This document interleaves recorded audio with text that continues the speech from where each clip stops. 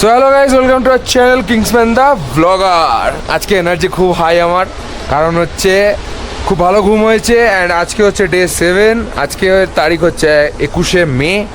তো আমরা এখন মাগোতে স্টে আছি। এই যে মাগো স্টে আমাদের, এই পিছনেরটা, এখানে আমরা আছি আর বাকি সবাই আছে একদম ওই উপরটাতে, উপরে আছে। তো এখন আমরা বেরোবো হচ্ছে কোথায়, গঙ্কাল্লা পাস। গঙ্কাল্লা পাসের উদ্দেশ্যে আরও 40 কিলোমিটার যাওয়া আসা নিয়ে, টোটাল 80 কিলোমিটার্স যাওয়া আসা নিয়ে, মানে ওখান থেকে এখানে আবার এখান থেকে ওখানে।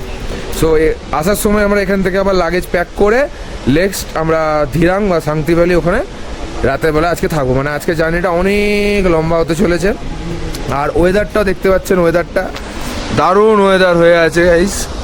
ও ওয়াও, দারুণ ওয়েদার হয়ে আছে, দারুণ মজা লাগছে। আর ঠান্ডা আছে, ঠান্ডা নেই বলবো না, ঠান্ডা আছে, কিন্তু ঠিক আছে, বৃষ্টিটা না হলেই হলো। এবার দেখা যাক কত সকাল সকাল বেরোনো যায়। এখন তো বাজছে 6:30। আমি সকালবেলা উঠে গেছি, সব রেডি ফেডি হয়ে গেলাম গঙ্কাল্লা পাস যাওয়ার জন্য। So let's go and enjoy the ride. So আমরা এবার এখান থেকে বেরোচ্ছি গঙ্কাল্লা পাস।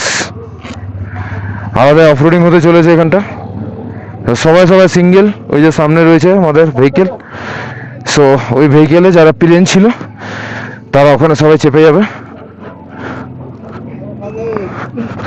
এই আস্তে আস্তে চলো, সবাই ওখানে চেপে গেছে। আর যারা যারা সিঙ্গেল আছে তারা এবার বাইকে করে যাবে।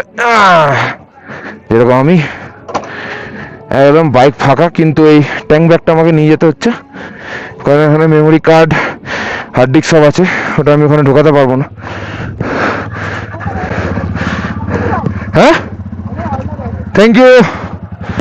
চলুন তাহলে দেখি আজকে অফরোডিংটা কি লেভেলের হতে চলেছে। Let's go, let's enjoy the গঙ্কাল্লা pass ride. Let's enjoy the guys. মোটামুটি 40 কিলোমিটার রাস্তা বলছে, তার মধ্যে 35 কিলোমিটার ভালো আর 5 কিলোমিটার মোটামুটি অফরোডিং, 5 থেকে 6 কিলোমিটার। তো সেভাবে মজা হচ্ছে। ও ও ও ও কি সুন্দর ভিউ ভাই সাহাব, আলাদাই দারুণ ভিউ, দারুণ ভিউ। ও ব্রেকও বেশি ইউজ করবো না, দাদারা বলেই দিল। ক্লাচ যতটা পারবো ততটা কম ইউজ করতে হবে। ফাঁকা গাড়ি আছে, লোড নেই, সো সেকেন্ড গিয়ারে টানতে হবে যাতে ক্লাচটা বেঁচে থাকে। আমরা বেরোলাম 7:30 সময়।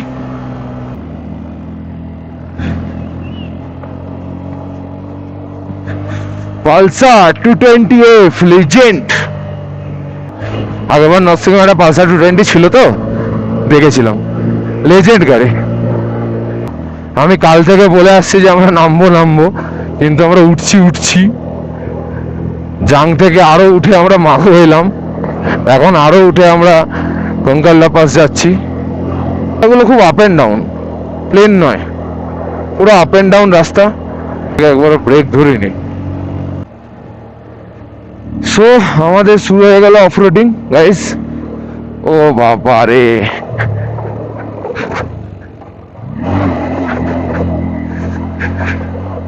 বাপরে। একটু সমতলে এলাম, ঢিনচ্যাক।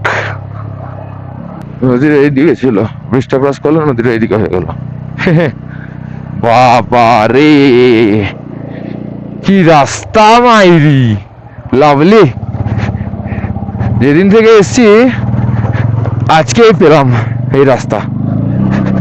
এগুলো চালে এই মজা লাগে। আমার গাড়ি সেকেন্ড গিয়ারে উঠছে, 90 কেজিকে নিয়ে উঠছে, তার মধ্যে এত লোডেড বাজাজ। আবার নদী ক্রস, নদীটা একবার এদিকে ক্রস করছে, একবার এদিকে ক্রস করছি। ওখানটা অনেকটা উঁচু আছে গাইস, ফার্স্ট গিয়ারে মনে হচ্ছে উঠাতে হবে। যদি আমাকে একটু টানতে দিয়ে দেয়, অনেকটা জায়গা দিয়ে দেয়, আমি সেকেন্ড গিয়ারে উঠিয়ে দেবো গাড়ি। তো যা পাথর মাথর আছে, টানবো কোত্থেকে আমি। সে এখনো অবধি 14 কিলোমিটার চলে এলাম। আর বলছে তো 11-12 কিলোমিটার আরো বাকি আছে। ওরে বাপরে, রাস্তা দেখে না গাইস,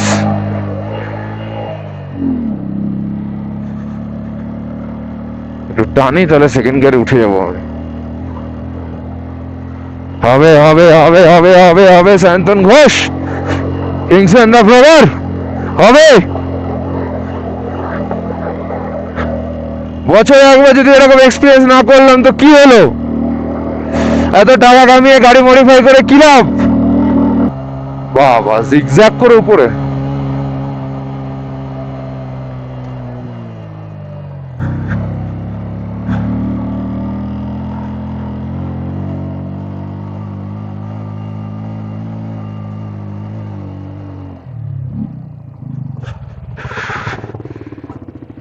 চলে যাচ্ছিস এরকম করে দাঁড়ালি কেন?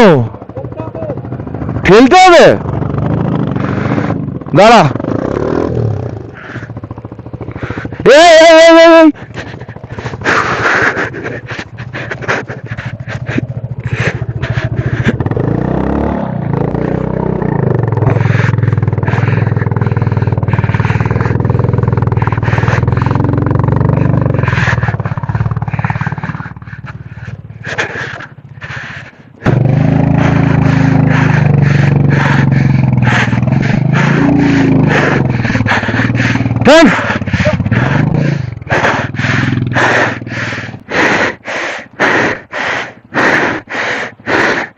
দম থাকা চাই, দম।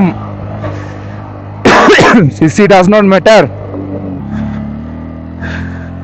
এরকম করে পুরোটা নামতে হবে। বাবা রে, সেকেন্ড গিয়ারে টানছে না, ফার্স্ট গিয়ারই টানবে। কেসটা হচ্ছে এমন যে 1 কিলোমিটার বা 500-700 মিটার যদি অফরোডিং থাকে তাহলে সবাই টেনে নিতে পারে, কিন্তু এই 4-5 কিলোমিটার যদি অফরোডিং থাকে তাহলে ভাই সব হয়ে গেল। 17 কিলোমিটার অলরেডি হয়ে গেছে, এখনো মোটামুটি 5 কিলোমিটার, 5 কিলোমিটার নয় 4.5 কিলোমিটার আর বাকি আছে। পুরোটা এরকম রাস্তা, তো বুঝতে পারছেন কি অবস্থাটা হচ্ছে সবারই। 2-3 বার দাঁড়ালাম তবেই যেতে পারছি।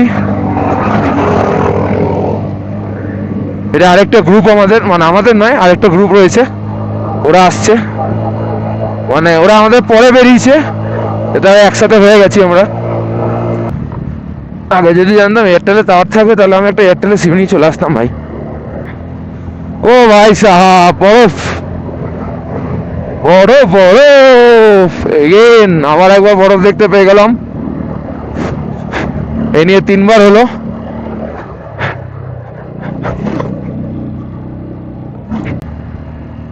ওরে বাপরে, টপে পাহাড় দেখুন একবার, ও ভাই পুরো মেঘে ঢেকে গেছে পাহাড়টা, এত উঁচু পাহাড় তার মানে।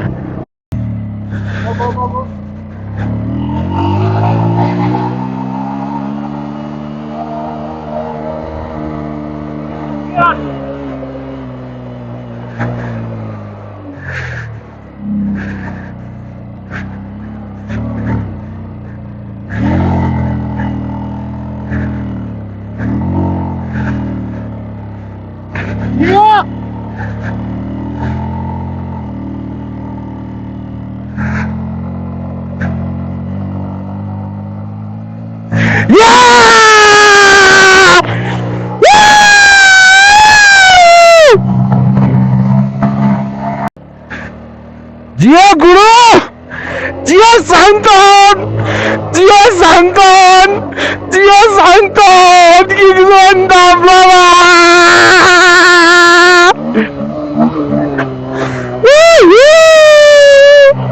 ও ভাই,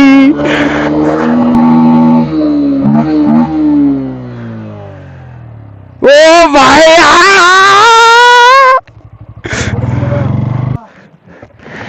কেউ ঠেলেনি আমাকে, কেউ ঠেলেনি, একা বার করেছি আমি। পুরো ভিজে গেলাম জলে, ওখানটাতে এমন জাম করলাম জলটাতে, গোটা মাথা বন্ধ জল উঠে গেছে আমার।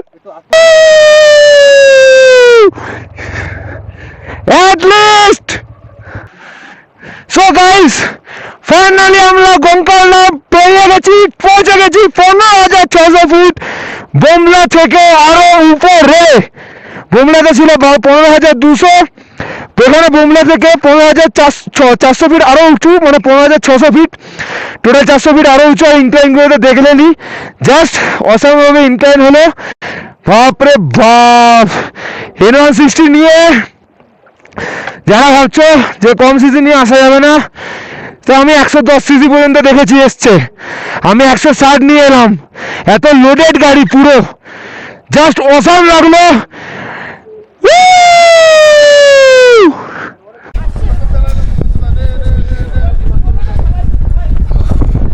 ফাইনালি পৌঁছে গেছি 15,600 ফুট। দাদা কেমন লাগছে? অসাধারণ, সব থেকে বেস্ট পার্ট পুরো টিমকে নিয়ে পৌঁছানো, সবাই সাকসেসফুলি পৌঁছেছি আমরা। বলো। আলাদাই এক্সপিরিয়েন্স হলো আমাদের। গঙ্কারলাটা আমাদের উইশ লিস্টে ছিল, তো ফাইনালি আমরা সেটাও অতিক্রম করলাম সবাই মিলে। দারুণ দারুণ টিম দারুণ। Work. Three cheers for RCB. Hip hip Hooray! Hip hip hooray! Hip hip. Hooray! চারদিকে বিউটিটা দেখা কি হ্যাঁ, সুন্দর। আমি একটা শট নিয়েছি, এটা আরেকটা নেবো। সো ও ভাই সাব,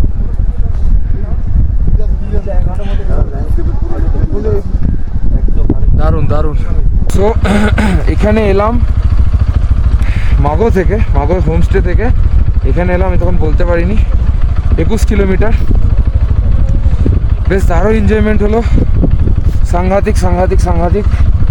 ও অ্যাটলিস্ট এখানে পৌঁছাতে পারলাম, কী যে দারুণ লাগছে সে বলার বাইরে। খালি বুমলা থেকে 400 মিটার উপরে, বেশি দূর নয়। একটু হাঁপাচ্ছি, হাঁপাবোই অবভিয়াস। তো চলুন, আজকে গঙ্কারলে পাস এখানেই ভিডিওটা স্টপ হলো। এবার আমরা এখান থেকে সোজা নামবো ধীরার উদ্দেশ্যে, ডাইরেক্ট শান্তি ভ্যালি। বহুত রাস্তা, এখন 11:13 বাজছে। মোটামুটি ওখানে লাগেজ ফ্যাগেজ প্যাক করবো, দেন আমরা বেরোবো। তো অনেকটা নিচে নেমে গেলে এই লেকটা অন্তত ক্রস করে দিলেই ভালো। এখন মেঘগুলো অনেকটা নিচে নামছে, তো তাড়াতাড়ি নামতে হবে। ইনক্লাইনগুলো যা অবস্থা খারাপ, তাড়াতাড়ি না নামলে লোচা আছে, তাড়াতাড়ি নামতে হবে। তো চলুন, দেখা হচ্ছে নেক্সট ভিডিওতে। Stay tune my channel Arunachal Pradesh ride. Enjoy.